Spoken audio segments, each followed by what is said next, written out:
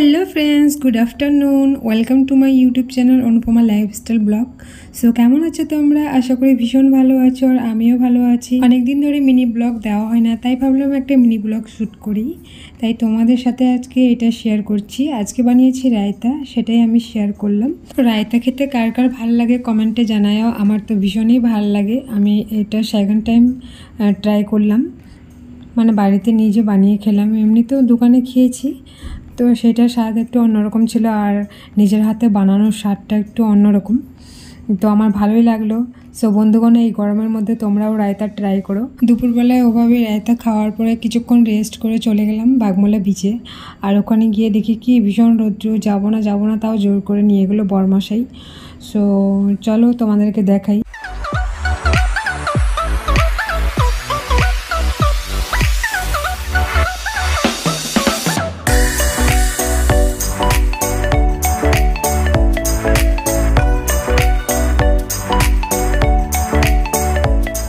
বিচে আসার সাথে সাথে বরমশাই চলে গেল সুইমিং করতে, আর আমি এখানে একা একা বসেছিলাম। তারপর কিছুক্ষণ পর আবার চলে আসলো জল খাবে বলে। তো আজকের সুইমিংটা এখানে ফিনিশ করে চলে গেলাম আবার এই যে সব বিচগুলোতে এরকম পাবে, বড় বড় বিচগুলোতে। তো এখানে বিচে আসলে মানে একটাই সুবিধা, তুমি সামনে দোকান থেকে ড্রেস নিয়ে সাথে সাথে তুমি চেঞ্জ করতে পারবে। আর এখানে চেঞ্জিং বাথরুম আছে, সেটার জন্য আর কি টাকা লাগে। সো চলে গেল বরমাসে একটা ইয়ারবাড হারিয়ে ফেলেছিলাম আমি, সেটাই কিনতে। আমরা বিচে আসলে এই দোকানটা থেকে কোনো কিছু জিনিস কেনার থাকলে কিনি।